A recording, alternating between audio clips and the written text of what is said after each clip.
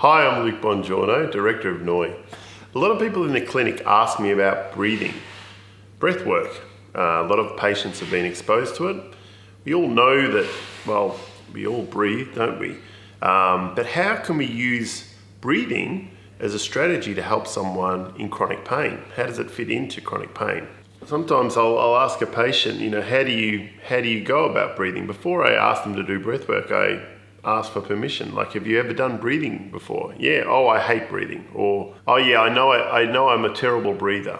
I said, well, you're still with us, aren't you? So you must be okay at it. But I think one of the points I'll try and get across to patients is I wouldn't necessarily say you're a terrible breather. Perhaps you are. Perhaps you're not an optimal breather, or maybe you just don't pay attention to it.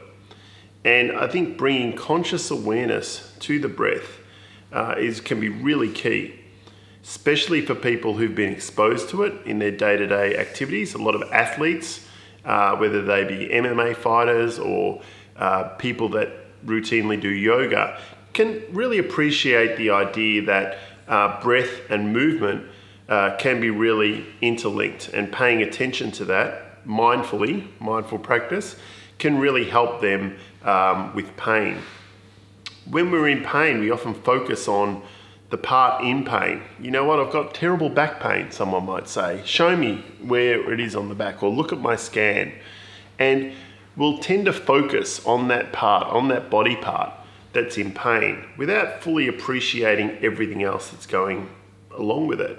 Okay, sometimes if I've been with a patient that's experienced chronic pain, and I try and introduce the concept that pain is actually output from the brain, it may not be coming from your back. It can be a little bit abstract to them. Oftentimes though, if I start to get them to move away from their focus of attention, which is usually on the point of pain, yeah, it hurts right here, or my back. How much time do you think they're thinking about their back? I'll ask them, how much time do you spend thinking about your back? Well, all the time. If I'm not in pain, then I'm thinking about, I better be careful because I might be in pain. Well, using breath and also using imagery, showing them a spine if you have one in the clinic, or we all have an iPhone, you might want to pull up a picture of the hip flexor if they start to say, oh, I was told my hip flexor is very tight. And by seeing the image of where the muscle anatomically goes, it can help give them an appreciation for, oh, I see, I didn't know my hip flexor attached to my spine. Maybe that's why my back can feel a little bit tight.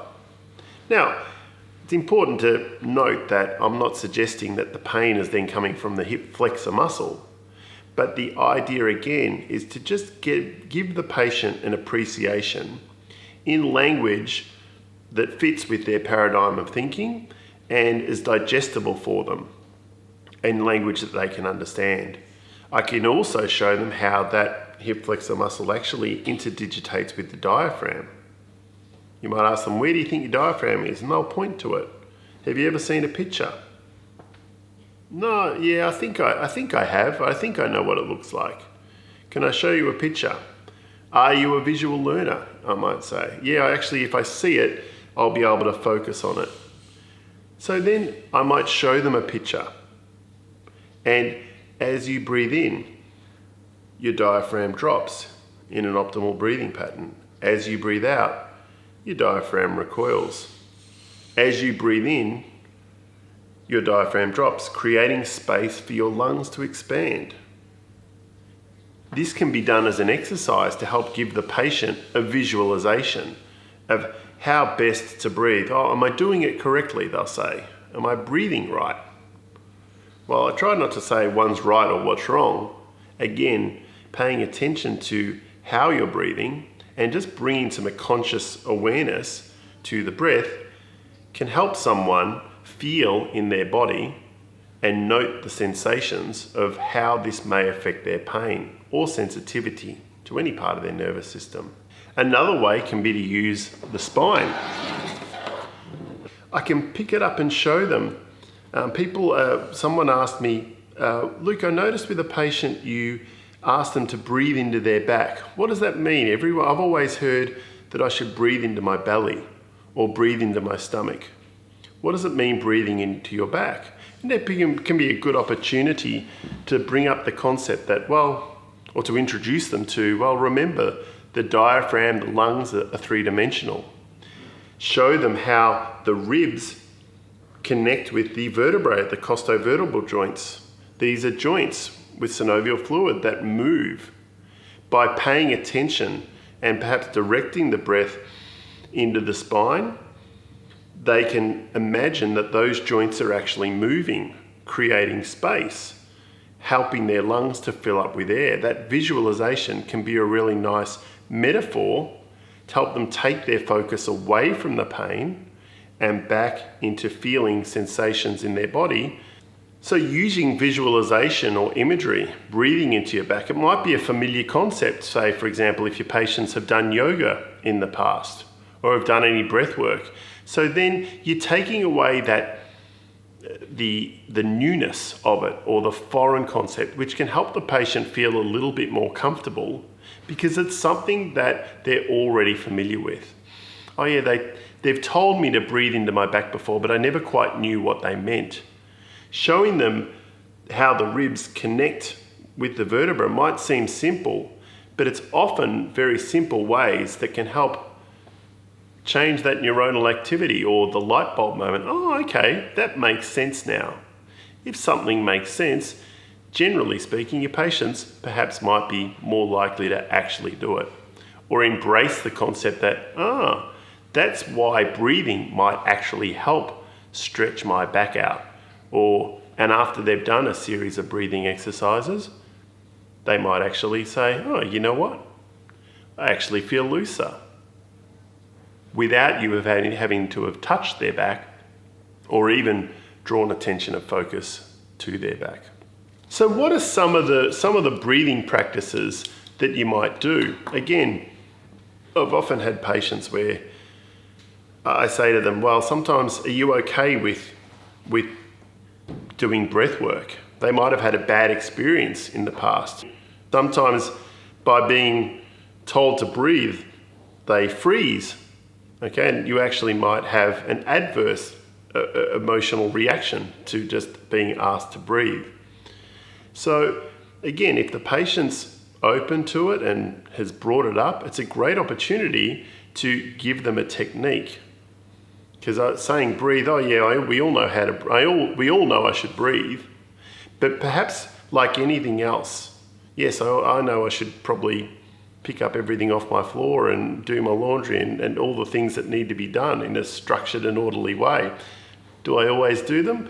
Not really. But if I'm given some sort of plan or some sort of structure, and as a clinician, the patients are coming to you, and sometimes just providing a framework and structure can help give them something that's a little bit more tangible or a little bit more ordered, giving them the motivation and encouragement to do that in terms of the breath can encourage them to perhaps do it a little bit more at home or even after an activity.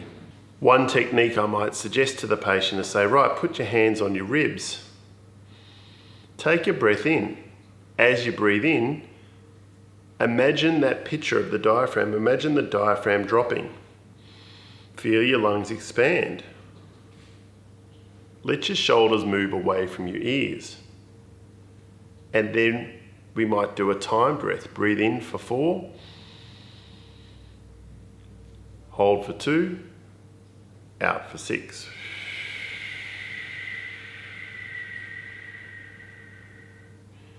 Run them through a couple of cycles of breath like that. In for 4. Hold for 2. Out for 6. Ask them if they notice if one side moves more freely than the other.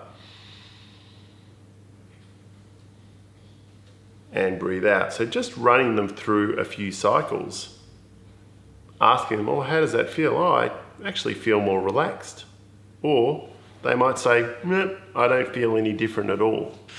But whatever the response, you've actually started to give them some sort of structure. Run them through a couple of breath cycles.